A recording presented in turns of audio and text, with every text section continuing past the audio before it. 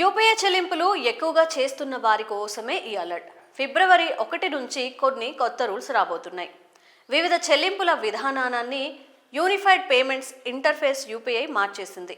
ఇప్పుడు national payments corporation of India ఫిబ్రవరి 1 నుంచి ప్రత్యేక అక్షరాలు ఉన్న లావాదేవీలను తిరస్కరించినట్లు తెలిపింది.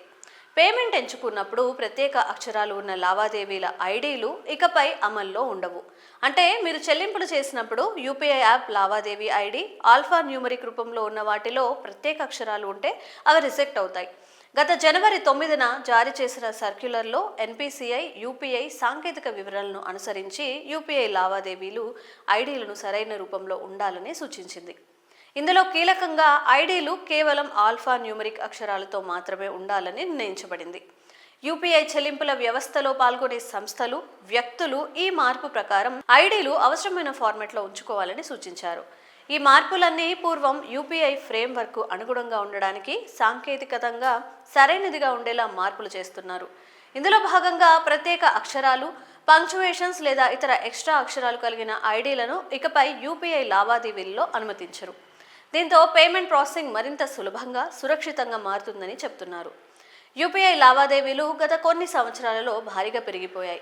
2016లో నోట్ల రద్దు తర్వాత యూపీఐ ద్వారా చెల్లింపులు వేగంగా పెరిగాయి.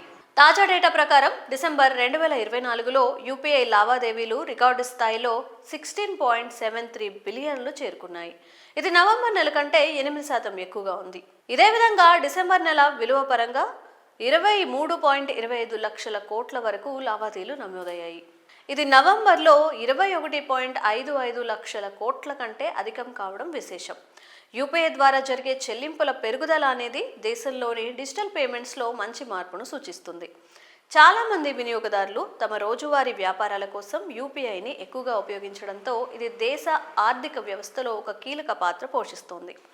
యూపీఐ వినియోగం పెరిగిన క్రమంలో మోసాలు కూడా పెద్ద సంఖ్యలో జరుగుతున్నాయి. పలువురు కేటుగాళ్లు వినియోగదారులకు చిన్న చెల్లింపులు చేసి ఆ తర్వాత పెద్ద మొత్తాలు లూటీ చేస్తున్నట్లు వేదికలు వెలుగులోకి వస్తున్నాయి. ఇలాంటి అనేక మోసాలను కట్టడి చేసేందుకు ఈ నిర్ణయం తీసుకున్నట్లు చెబుతున్నారు.